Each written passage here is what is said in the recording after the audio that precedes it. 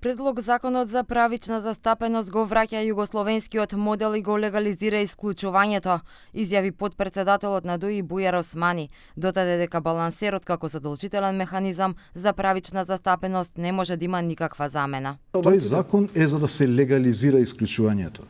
Буквално начин на легализирање на исклучувањето. И јас сум рекол, ние тој закон треба да го да дадеме и физички отпор во собрание да не помине. Ако помине, еве кажувам, првото нешто кога ќе се сменат работите ќе биде укинувањето на тој закон.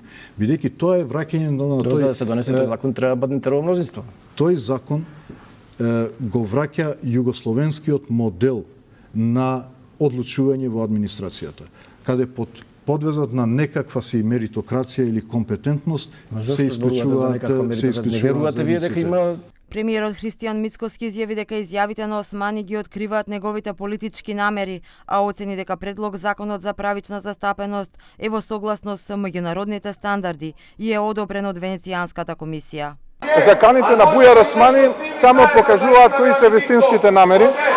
Тоа е закон кој што е одобрен од страна на Венецијанската комисија дека ги исполнува сите меѓународни услови. Инаку за делото содржината на неговата изјава јас немам што да кажам, претпоставувам дека тоа е тој фолклор кој што во периодот што следи ќе го слушаме. Ние имаме меѓукоалицијски договор, законот е испратен во собрание и очекувам што побрзо да се усвои. За оваа тема беше прашана и председателката Гордана Силјановска-Давкова, која рече дека не сака да коментира изјави, но за балансерот во формата како што беше, според неа довел до корупција и криминализација. Не мислам дека воопшто е рушење, бидејќи балансерот, таков каков што беше, всушност водеше кон корупција и криминализација. Всушност, назначувањето на највисоките функции го лоцираше во раците на поединци и тие стекнуваа енормна султанска моќ. Не го укинавме ние балансерот затоа што така сакавме, туку затоа што тоа во извештајот беше наведено.